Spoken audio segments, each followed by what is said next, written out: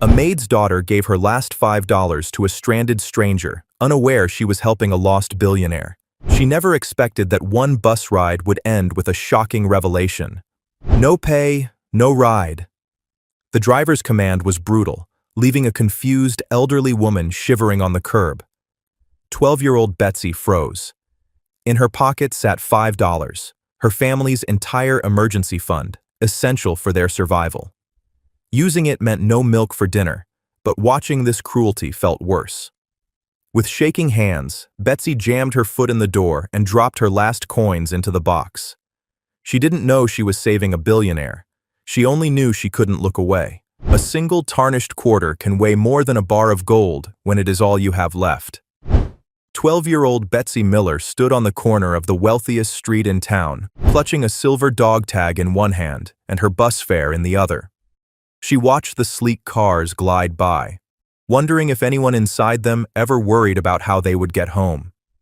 The autumn wind in Fairview was different than the wind in the East End. Here, on the wide avenues lined with oak trees and manicured hedges, the breeze smelled of burning fireplaces and expensive polished leather. It rustled through the copper leaves with a gentle whisper, polite and reserved. In the East End, where Betsy lived, the wind had teeth. It howled through cracks in the window frames and carried the scent of diesel fumes and damp concrete. Betsy tightened her grip on the plastic grocery bag she carried. Inside were her mother's work clothes, a black uniform and a white apron that smelled faintly of lemon polish and bleach. Her mother, Linda, was still inside the sprawling brick mansion behind the iron gates, finishing the floors. Linda had hurt her back the week before, a dull ache that turned into a sharp spasms by the afternoon. So, Betsy had come after school, sneaking in through the service entrance to scrub the baseboards and dust the high shelves while her mother handled the heavy vacuuming. It was a secret arrangement. The homeowners, the Harrisons, did not like children. They especially did not like the children of the help seen or heard. Betsy adjusted her thin denim jacket. She was small for 12, with blonde hair that she kept braided tight against her scalp to keep it out of her face. Her eyes were a pale, watchful blue, the kind of eyes that saw everything but expected nothing. Against her chest, hidden beneath her t-shirt, lay the cold metal of her grandfather's dog tags.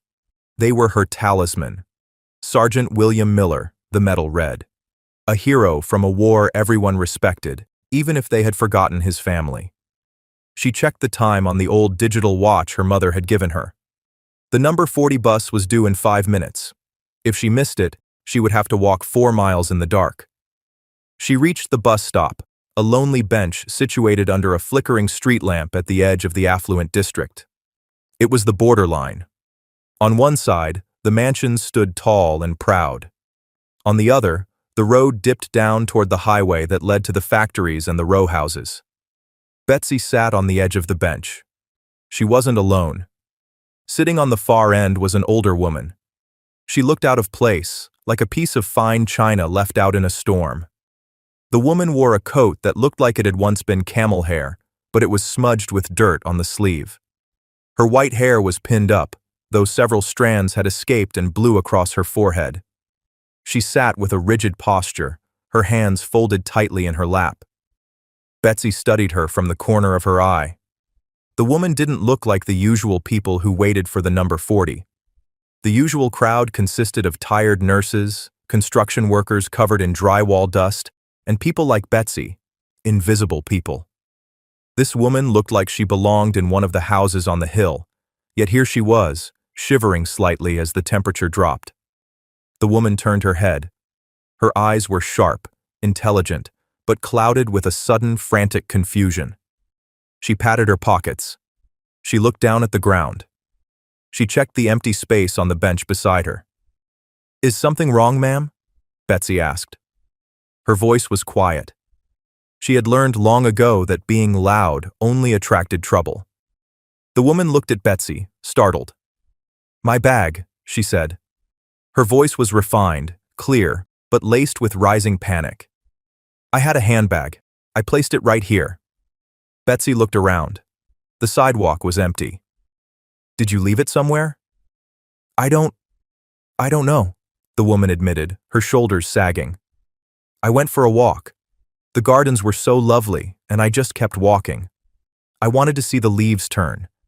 I must have set it down when I rested on the stone wall 3 blocks back. She let out a breath that was more of a shudder. Oh dear, my phone, my wallet. Do you want me to run back and check? Betsy offered, standing up. No, the woman said quickly, waving a hand. I can't send a child. Besides, my legs, they are done for the day. I just need to get back. She paused, looking at the street sign. I am not entirely sure where back is from here. Before Betsy could answer, the heavy rumble of a diesel engine shook the pavement. The number 40 bus rounded the corner, its brakes screeching like a wounded animal. It was a hulking machine, scarred with rust and streaked with city grime. The doors hissed open. The driver, a man with a thick neck and eyes that looked like he hadn't slept in a decade, glared down at them. His name was distinct on his badge. Gus. Betsy knew Gus. Gus didn't wait for anyone. Gus didn't smile. Let's go, Gus barked, drumming his fingers on the steering wheel. I'm behind schedule. The older woman stood up, swaying slightly. She approached the steps of the bus with hesitation. She looked up at the driver. Sir, she said, her voice trying to maintain dignity. I seem to have misplaced my purse. If you could just take me to the downtown station, I can contact my… Gus cut her off with a harsh laugh. No pay, no ride. That's the rule, lady. Read the sign. The woman blinked, her face flushing a deep crimson. I am not asking for a handout. I am in distress. I need to make my stops, Gus snapped. He reached for the lever to close the door. You got $3 or you got feet. Choose. The cruelty of it made Betsy's stomach turn. She saw the older woman shrink. It wasn't just embarrassment. It was the shock of being spoken to like she was garbage. It was a look Betsy saw on her mother's face almost every day when the homeowners criticized a spot on a glass table. The woman stepped back onto the curb, her head bowing. I see, she whispered. I apologize for the delay. Gus snorted and started to pull the lever. Wait! Betsy's voice was louder this time. She stepped forward, jamming her foot in the door before it could close. Hey, get your foot out of there, kid, Gus yelled. Betsy didn't move. She reached into the pocket of her jeans. Her fingers brushed the paper bill and the coins. It was her allowance for the week, plus the emergency money her mom made her keep. $5. It was supposed to buy milk and maybe a treat for dinner tonight. She pulled the crumpled bills and coins out. She walked up the steps and dropped the money into the plastic fare box. It clattered loudly. That's for both of us, Betsy said, her chin lifted. She looked Gus in the eye. It was terrifying, but she channeled the stories she heard about her grandfather. He stood his ground. She would too. Gus looked at the money, then at Betsy, then at the older woman. He grunted, annoyed that he couldn't argue with cash. Whatever. Sit down. Don't cause trouble. Betsy turned back to the woman on the curb. She extended a small, callous hand. Come on, ma'am. It's okay. I paid. The woman looked at Betsy's hand as if it were a lifeline thrown into a raging sea. Her eyes, which had been dry, suddenly glistened. She took Betsy's hand. Her skin was soft, papery, and cold. Thank you, she whispered. Betsy helped her up the steep steps. The bus lurched forward before they were even settled, throwing them off balance. Betsy guided the woman to a seat near the middle, away from the back where the rowdier teenagers usually sat, but far enough from the front to avoid Gus's glare. They sat down on the cracked vinyl seats. The bus smelled of old rain and tired people. The woman smoothed her coat, trying to regain her composure, but her hands were trembling. You didn't have to do that, the woman said after a moment. She looked at Betsy with a piercing curiosity. That was your money. It's just money, Betsy said, shrugging, though her mind briefly worried about the milk. My mom says nobody should be left behind, especially not when it's getting dark. The woman stared at her. Your mother sounds like a wise woman. She works hard, Betsy said. She pulled her bag of work clothes onto her lap, hugging it. She says working hard keeps your head straight. The bus hit a pothole, rattling the windows in their frames. The woman winced, grabbing the metal rail in front of her. This world, the noise, the smell, the roughness, was clearly alien to her. I am Eleanor, the woman said, extending her hand again, this time formally. Eleanor Caldwell. Betsy shook it. I'm Betsy. Betsy Miller. Miller, Eleanor repeated, testing the name. A solid name. And tell me, Betsy Miller, why is a 12-year-old girl taking the bus alone at this hour? Where are your parents? My dad died a long time ago, Betsy answered matter-of-factly. And my mom is still working. She cleans the Harrison house up on the hill.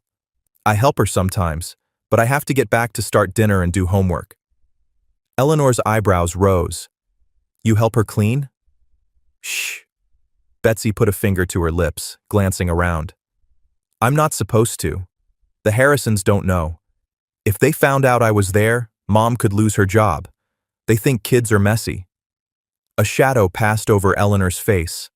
Her expression hardened, not at Betsy, but at the invisible injustice of the situation. I see. They sound delightful. They pay okay, Betsy said, defending the only lifeline her family had. Mom says we just have to keep our heads down and be grateful. Grateful, Eleanor echoed, the word tasting sour in her mouth. She looked out the window as the manicured lawns of Fairview gave way to the smaller, cramped yards of the transition neighborhoods. It is strange what we are told to be grateful for. Betsy noticed the woman was shivering again. The heating on the bus was broken, blowing only cold air. Without thinking, Betsy unzipped her denim jacket. She wasn't wearing much underneath, just a thin white t-shirt, but she was used to the cold. Here, Betsy said, taking the jacket off. Put this over your legs. It helps. Oh, my dear, I couldn't, Eleanor protested, looking at Betsy's thin arms. You'll freeze. I'm fine, Betsy insisted. I'm tough. Grandpa's blood. She draped the jacket over Eleanor's knees. Eleanor touched the denim fabric. She looked at Betsy, really looked at her, past the worn clothes and the tired eyes. She saw the silver dog tags hanging against the white t-shirt. Is that your father's? Eleanor asked, pointing to the tags. My grandfather, Betsy said, her hand instinctively going to the metal. Sergeant William Miller. He was in the war. He saved his whole platoon. He got a medal and everything. Eleanor's breath hitched. She leaned in closer, her blue eyes widening. William Miller? From the 101st? Betsy nodded vigorously. You heard of him? Heard of him? Eleanor's voice dropped to a whisper. The confusion that had plagued her at the bus stop seemed to evaporate, replaced by a sharp, intense clarity. My late husband.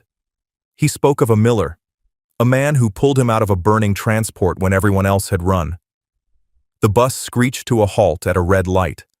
The silence between them was heavy, filled with the ghosts of 40 years ago. He never talked much about it, Betsy said softly. Mom said he was sad a lot, but he was brave. Yes, Eleanor said, her eyes glistening again. He was very brave. She looked at Betsy with a new expression, a mixture of awe and heartbreak. And here you are, his granddaughter, paying my fare. He would have done it, Betsy said simply. Yes, Eleanor murmured, gripping the denim jacket on her lap. He would have.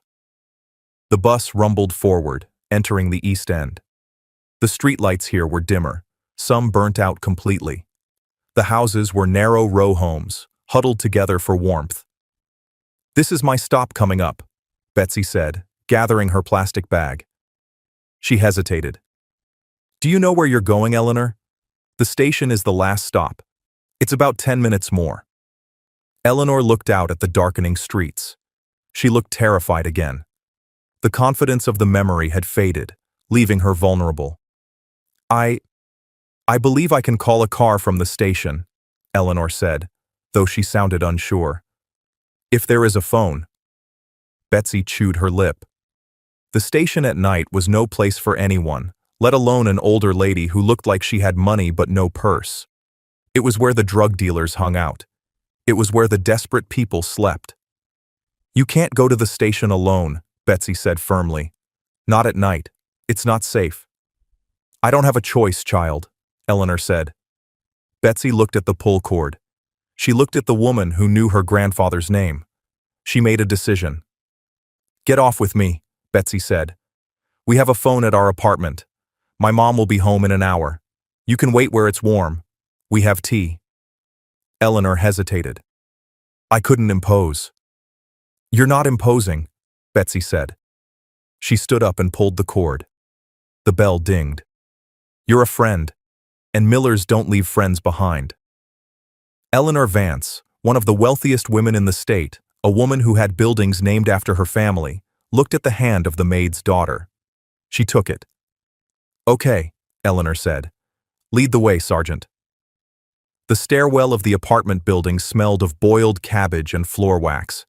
It was a steep climb to the third floor, and Betsy moved slowly, listening to the labored breathing of the woman behind her.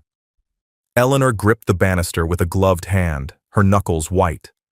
The wood was rough, painted a thick, institutional gray that chipped away to reveal older, darker layers beneath.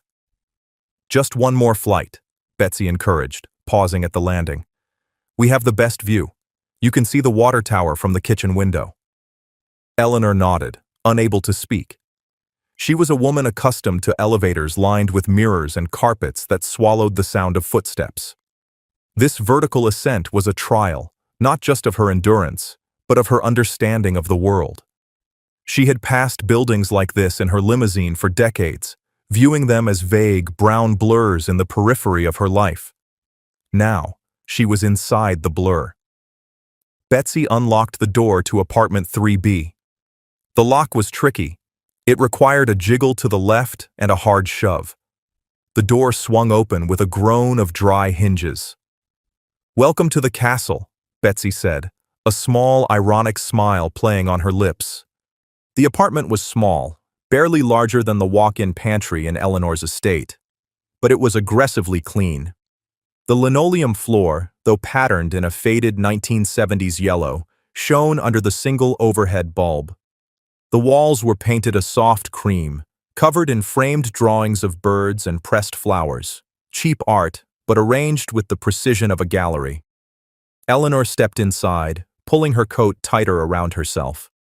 The air in the room was chilly, perhaps colder than the hallway. She noticed blankets draped over the back of the sofa and rolled up at the bottom of the drafty window frames. Sit here, Betsy instructed, pointing to a floral armchair that had clearly seen better days. A crocheted afghan was folded neatly over the arm. I'll make tea. Do you like chamomile? It's all we have. Chamomile would be lovely, Eleanor said, sinking into the chair. Her legs throbbed. As Betsy bustled about the kitchenette, a tiny corner with a stove, a sink, and a humming refrigerator, Eleanor let her eyes wander. She saw the details that pride tried to hide. There was a stack of envelopes on the small dining table, organized by size. The top one had red lettering, urgent. Beside it lay a pair of reading glasses with a taped arm. The refrigerator door was covered in magnets, but instead of photos of vacations or parties, there were coupons. Dozens of them. 50 cents off bread. Buy one, get one free tuna. It was a mosaic of survival. Betsy placed a chipped mug on the low coffee table. Steam curled up, smelling of dried flowers. Mom will be home soon. She usually gets off at 6, but with her back, she takes the slow bus. Her back? Eleanor took the mug, wrapping her cold hands around it. The warmth was instant and merciful. She heard it lifting a sofa at the Harrison house, Betsy explained, leaning against the counter. Mrs. Harrison wanted the rug moved 3 inches to the left. Then she changed her mind and wanted it back. Mom didn't want to say no.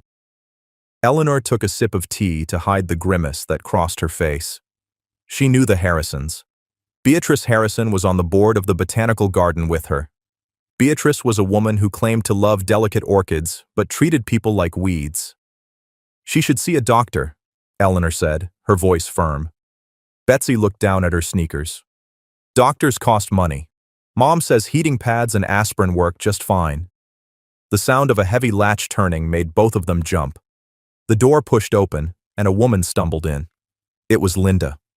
She was younger than Eleanor expected, perhaps in her late 30s, but her face was etched with the gray exhaustion of someone who aged twice as fast as she should. She wore a black uniform under a heavy wool coat. She was leaning heavily against the doorframe, one hand pressed to her lower spine, her face pale and damp with sweat. "Betsy?" Linda called out, her voice tight with pain. "Baby, bring me the ice pack. I think I—" She stopped. She saw the woman in the floral armchair. Linda straightened up instantly, adrenaline overriding the pain. Her eyes darted from Eleanor to Betsy, wide with alarm. "Who is this?" "Betsy, what did I tell you about letting strangers in?"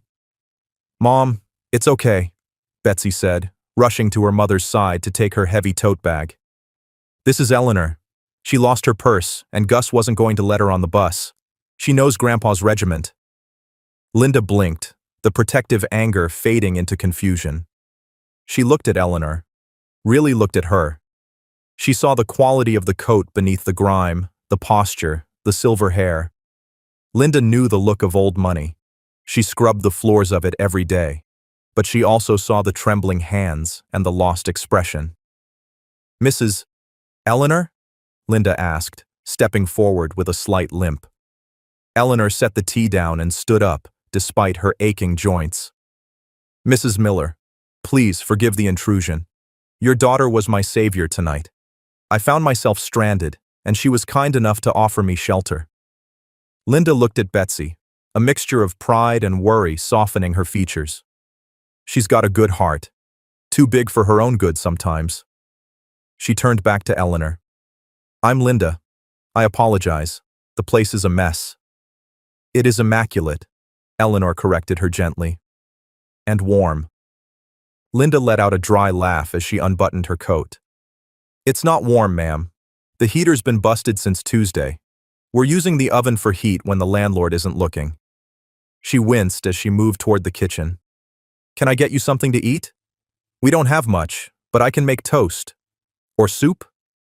Eleanor saw the way Linda moved, stiff, guarded, every step a calculation of pain management. "No, thank you. I have imposed enough." "Nonsense," Linda said.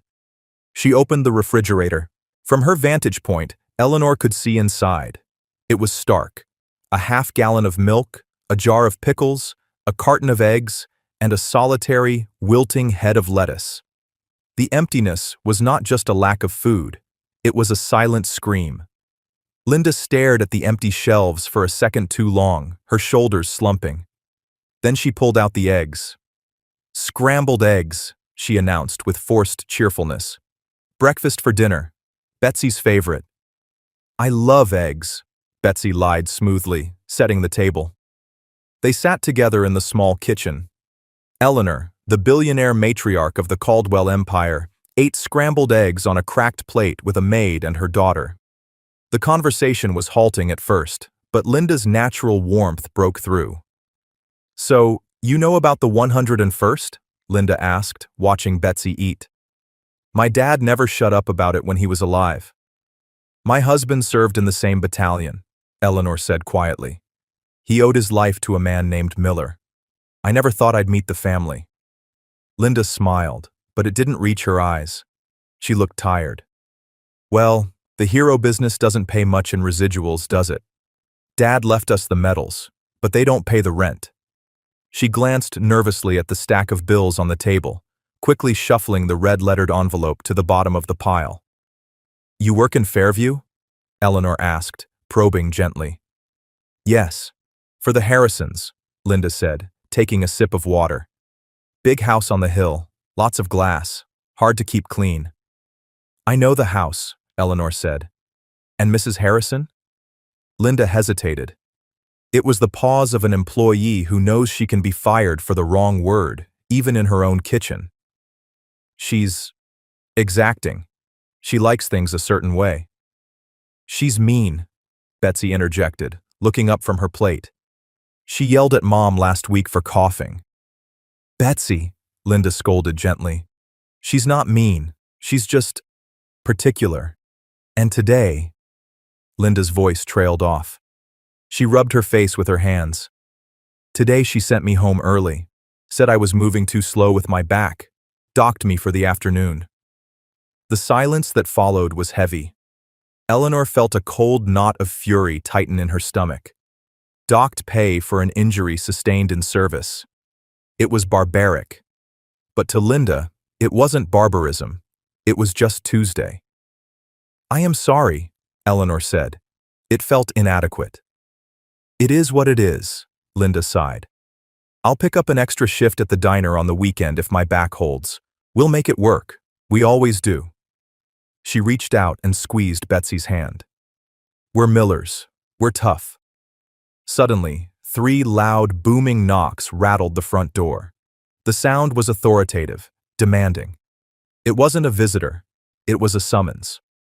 The color drained from Linda's face.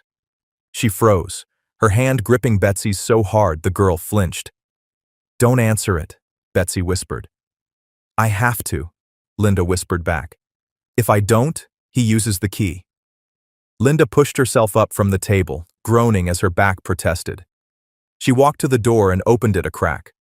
A large man stood there. He filled the doorframe, wearing a grease-stained jacket and a baseball cap pulled low.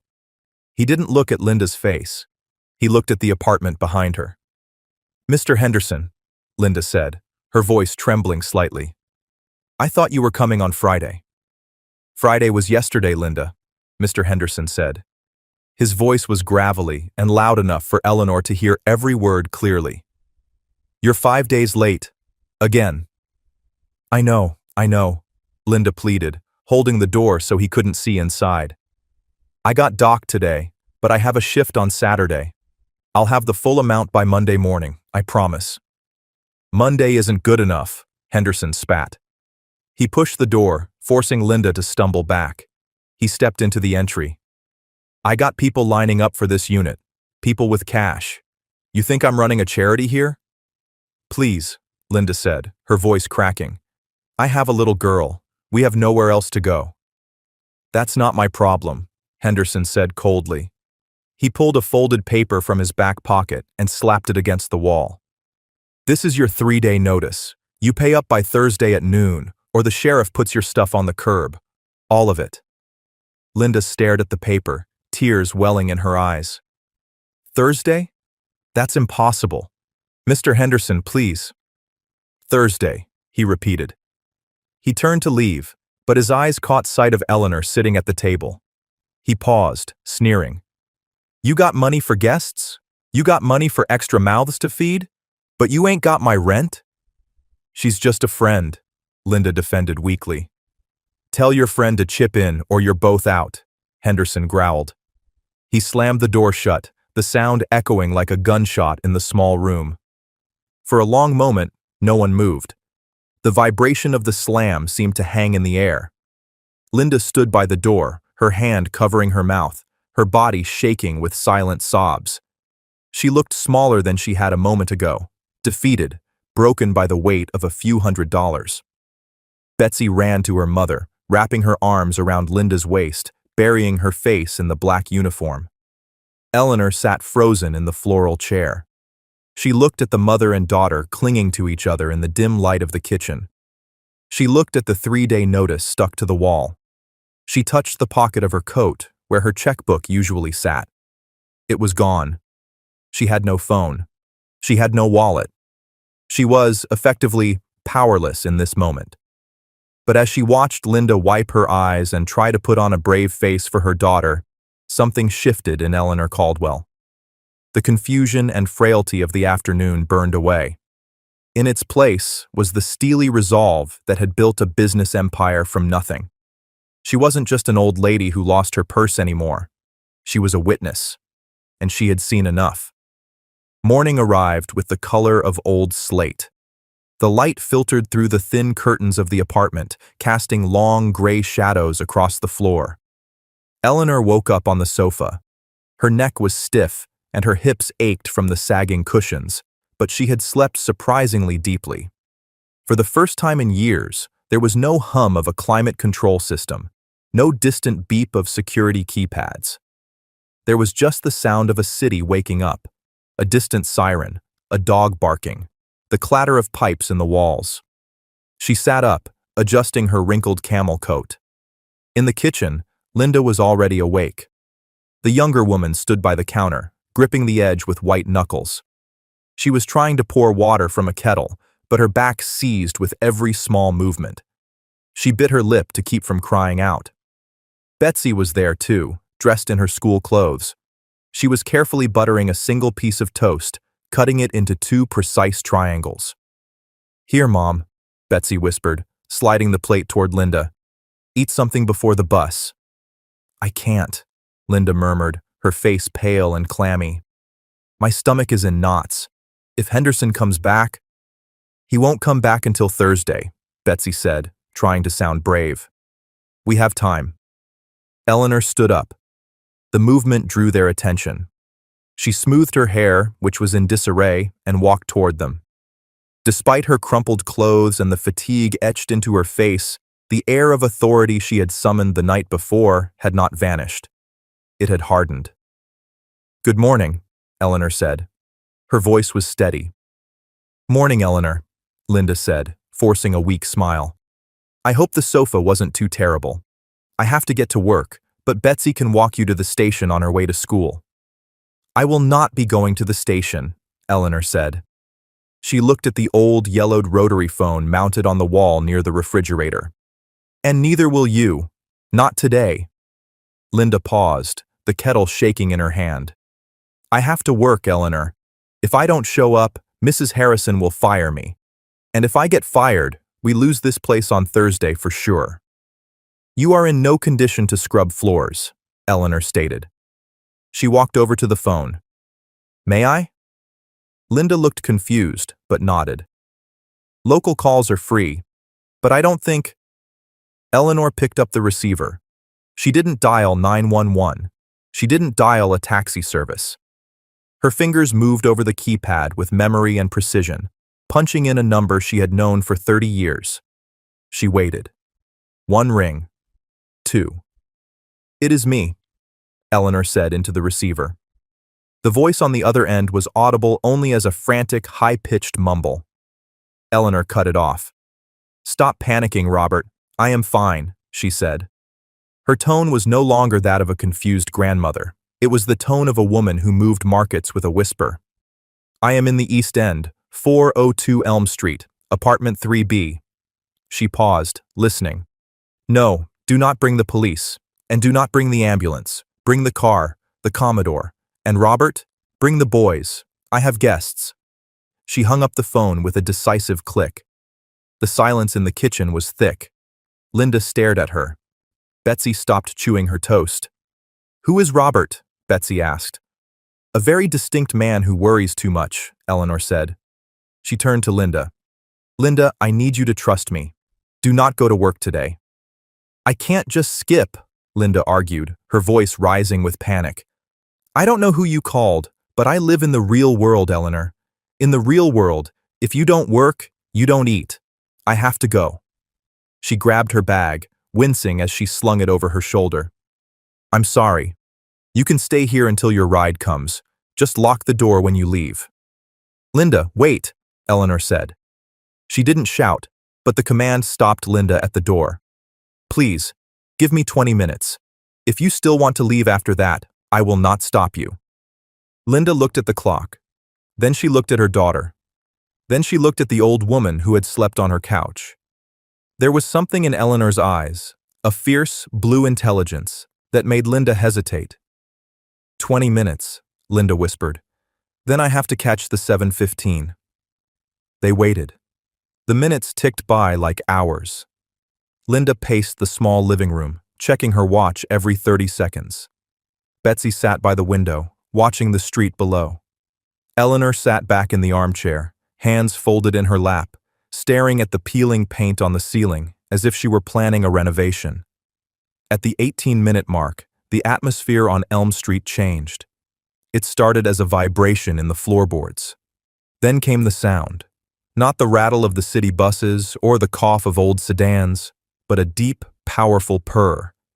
It was the sound of precision engineering. "Mom," Betsy said, pressing her face against the glass. "Mom, come look." "We have to go," Linda said, reaching for the doorknob. "No, Mom, look." Linda walked to the window. She looked down. Turning onto their narrow, pothole-riddled street was a convoy. 3 black SUVs, massive and gleaming, moved in a tight formation. They looked like sleek sharks swimming through a muddy pond. In the center of the formation was a long black limousine with tinted windows and diplomatic flags on the fenders. The convoy double-parked directly in front of their building, blocking the entire street. Neighbors were already stepping out onto their stoops. People were pointing. In this neighborhood, cars like that usually meant a drug raid or a politician looking for votes. "Oh my God," Linda breathed, stepping back from the window. "It's the feds, or the mob. Eleanor, who is coming for you?" "My family," Eleanor said simply. She stood up. "Shall we?" "I'm not going out there," Linda hissed, backing away. "I haven't done anything wrong. Betsy, get away from the window." "Linda," Eleanor said, her voice soft but firm. She reached out and took Linda's rough, work-worn hand. "You did the one thing that mattered. You opened your door. Now, let me open mine." There was a heavy knock at the door. Not the rude pounding of the landlord, but 3 crisp, respectful raps. Betsy ran to open it before Linda could stop her. Standing in the hallway was a man who looked like a mountain carved into the shape of a butler. He was 6'4", wearing a suit that cost more than the entire apartment building. He had an earpiece and a face made of granite. This was Robert. Behind him stood 2 other men, equally large, scanning the hallway. Robert looked at the small girl. He looked at the terrified mother. Then his eyes landed on Eleanor. The granite face cracked. His shoulders slumped in visible relief. "Mrs. Caldwell," Robert said, his voice thick with emotion. He stepped into the room and bowed his head deeply. "We have been extremely concerned." "I know, Robert," Eleanor said, walking over and patting the giant man on the arm. "I went for a walk. It got extended." "The board is in a panic. Your son is flying in from London," Robert said. He scanned the room, his eyes narrowing at the poverty, the drafty window, the meager toast on the table. "Are you injured, madame? Did these people—" "These people," Eleanor interrupted, her voice sharp as a whip, "saved my life. They are to be treated with the utmost respect. Is that clear?" "Crystal, madame," Robert said, straightening up. He turned to Linda. "Ma'am, my apologies for the intrusion." Linda was pressed against the kitchenette counter, shaking. "Mrs. Caldwell?" she whispered. "Caldwell? Like the bank? Like the hospital wing?" "Like the Caldwell Group," Betsy whispered, her eyes wide. "We learned about them in social studies. They own everything." Eleanor turned to them. The mask was fully off now. She wasn't the frail old lady on the bus. She was the matriarch of an empire. "Linda," Eleanor said, "you mentioned you work for the Harrisons?" "Yes," Linda squeaked. "And you are worried about Mrs. Harrison firing you?" "Yes." "Mrs. Harrison does not have the authority to fire you," Eleanor said calmly, "because Mrs. Harrison's husband works for my subsidiary, and the house they live in is mortgaged through my bank. And quite frankly, I have never liked Beatrice Harrison." Eleanor gestured toward the open door. "Get your things, Linda. Bring the girl. Bring the dog tags." "Where are we going?" Linda asked, her mind unable to process the shift in reality. "We are going to get breakfast," Eleanor said. "Real breakfast. And then we are going to fix this." Linda looked at her shabby apartment. She looked at the eviction notice still taped to the wall. She looked at Robert, waiting patiently holding the door.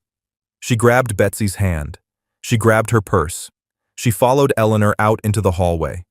They walked down the stairs, A strange procession. The billionaire, the maid, the girl, and the bodyguards. When they stepped out onto the sidewalk, the silence of the street was absolute. The entire block was watching. Mr. Henderson, the landlord, was standing by the front gate. He was wearing his grease-stained cap, his mouth hanging open. He stared at the SUVs. He stared at the men in suits. Then he saw Linda. He stepped forward instinctively. "Hey, Linda, what is this? You skipping out on the rent?" Robert moved. He didn't run. He just shifted his weight, placing his massive frame between Henderson and the women. He looked down at the landlord with the expression one might use for a cockroach on a dinner plate. "Is there a problem, sir?" Robert asked. His voice was low, terrifyingly polite. Henderson stammered. He looked at the limo. He saw Eleanor Caldwell stepping into the back seat, aided by a driver in white gloves. He recognized her face from the newspapers. The color drained from his own face so fast, he looked like he might faint. "No," Henderson squeaked. "No problem, just saying hello to the tenants." Eleanor lowered the tinted window of the limousine. She looked at Henderson. She didn't scowl. She didn't yell. She just looked at him with a cold, detached assessment. "We will be in touch regarding the lease," Eleanor said. She turned to Linda and Betsy, who were standing by the open door of the car, looking afraid to touch the leather seats. "Get in," Eleanor said gently. "It's warm inside." Linda climbed in. Betsy followed, sliding across the plush seat, her eyes wide as she took in the minibar, the screens, the soft ambient lighting. The door closed with a heavy, reassuring thud, sealing them off from the smell of diesel and the cold wind. "Robert," Eleanor said into the intercom, "take us home." As the convoy pulled away, gliding over the potholes as if they weren't there, Linda looked at the woman sitting across from her. "I don't understand," Linda said softly. "Why? I just gave you tea." "You gave me your dignity," Eleanor said. "You gave me your daughter's coat, and you gave me the truth." She leaned forward, her eyes locking onto Linda's. "Now, we have some business to discuss regarding your employment. I believe you are vastly overqualified for the position of a maid." The limousine slowed as it approached a set of wrought iron gates that seemed to reach the sky. To Betsy, they looked like the entrance to a storybook kingdom, the kind where dragons were slain and heroes were rewarded. The gates swung open silently, admitting the convoy onto a driveway paved with cobblestones. They drove past acres of rolling green lawns, fountains that danced in the morning light, and statues of lions that watched them pass with stone eyes. Linda sat in the corner of the leather seat, her hand pressed against the window, her mouth slightly open. She had cleaned houses for 20 years. She had seen wealth, but she had never seen this. This wasn't just money. This was history. The car stopped in front of the main house, a sprawling limestone manor with ivy climbing the walls and windows that reflected the clouds. Robert opened the door. "Welcome to the Caldwell estate, madame." Eleanor stepped out, looking energized by the familiar air of her home. She beckoned to Linda and Betsy. "Come, the chef has been warned." Inside, the house was warm and smelled of beeswax and fresh lilies. It was quiet, but not the empty silence of the Harrison house. This silence felt peaceful, like a library before it opens. "First things first," Eleanor announced, handing her coat to a passing staff member. "Health." A man in a tweed suit was waiting in the grand foyer. He carried a leather medical bag. "Dr. Evans," Eleanor said, "thank you for coming on such short notice." "For you, Eleanor, always," the doctor replied. He turned his kind eyes to Linda. "And this is the patient?" "I'm fine," Linda lied automatically, straightening her posture and wincing as a result. "Just a little stiff." "She is not fine," Eleanor corrected. "She has been lifting furniture that weighs more than she does. Take her to the sunroom. Examine her properly." While Linda was ushered away, protesting weakly, Eleanor turned to Betsy. "Come with me, child," Eleanor said, She led Betsy into a massive kitchen. It was bustling with activity. Copper pots hung from the ceiling, and the air smelled of bacon, vanilla, and roasting coffee. A chef in a tall white hat stopped chopping vegetables and bowed. "Breakfast, madame?" "Everything, Pierre," Eleanor said. "Pancakes, eggs, fruit, the good sausages, and hot chocolate. The real kind." Betsy sat at a marble island that was bigger than her entire apartment. She watched as plates of food appeared as if by magic. For the first time in her life, she didn't have to calculate the cost of every bite. She ate until she was full, and then she ate a little more. 30 minutes later, Linda returned. She moved differently. She was walking slower, but the tension in her face was gone, replaced by a drowsy relief. "He gave me a shot," Linda said, sitting gingerly next to Betsy. "And a brace. He said I have 3 herniated discs. He said if I keep scrubbing floors, I won't be walking in 5 years." Linda looked at Eleanor, tears brimming in her eyes. "He wrote me a note for 6 weeks of bed rest. But I can't take 6 weeks, Eleanor. I have to work. The rent." "Eat your eggs, Linda," Eleanor said gently. "We need to talk about your employment." Linda froze. You mentioned that in the car. Look, I can't be a maid here. I can't lift anything right now." "I have 40 maids," Eleanor said, waving a hand dismissively. "I don't need another maid. I need someone who understands how a house works. I need someone who knows that if you move a rug 3 inches, it changes the room. I need someone who notices when the polish is wrong or when the staff is cutting corners." Eleanor leaned forward, her expression serious. "My current estate manager is retiring next month. It is a management position. You carry a clipboard, not a vacuum. You manage schedules. You hire and fire. You ensure the standards are met. And you sit down when you need to." Linda stared at her.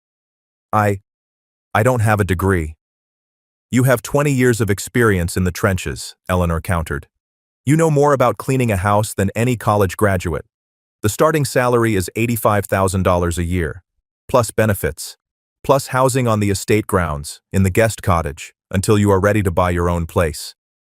The spoon dropped from Linda's hand. It clattered loudly on the marble. 85, Linda choked out.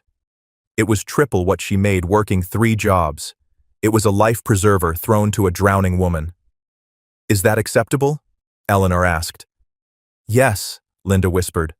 "Yes. Oh my God, yes." "Good," Eleanor said. She took a sip of tea.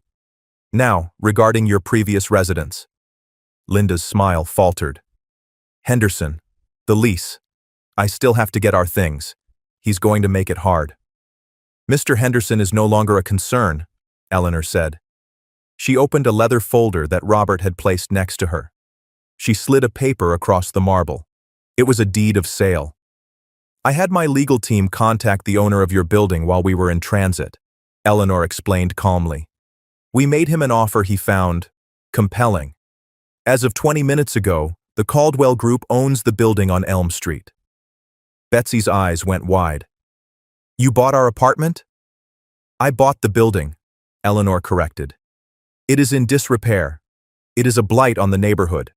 We are going to renovate it, fix the heat, fix the plumbing, clean the hallways." She looked at Linda.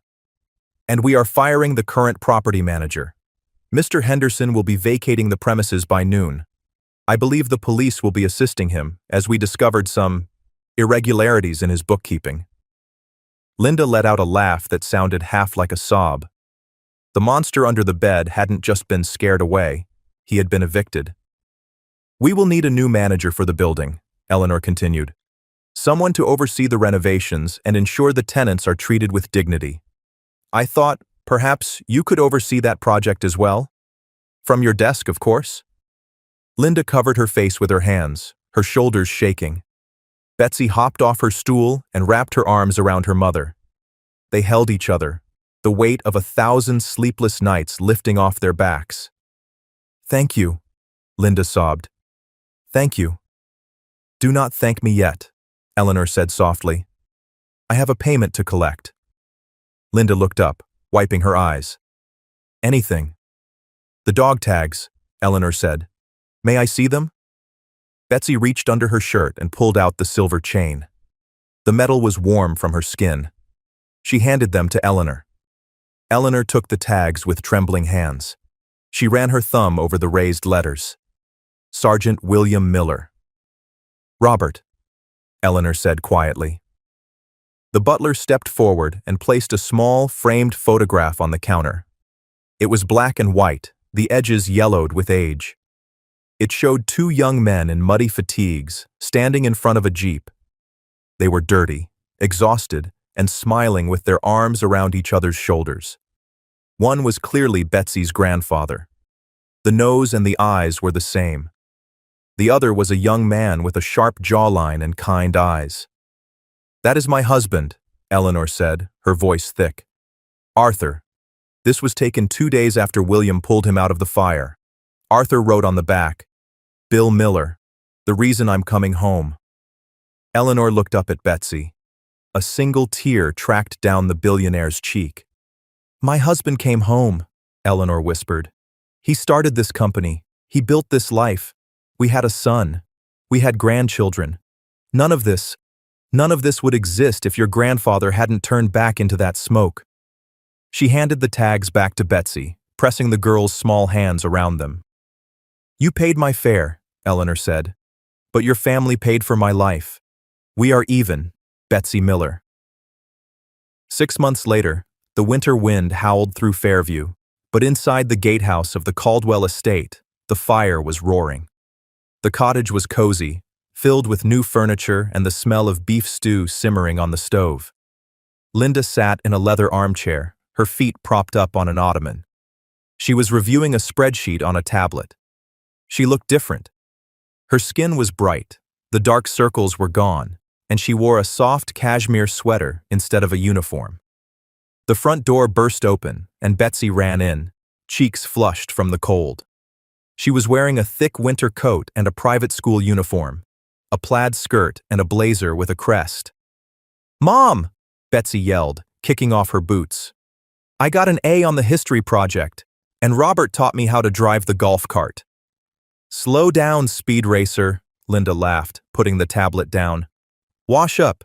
Dinner is in 10. Betsy ran to the sink. As she washed her hands, she looked out the window.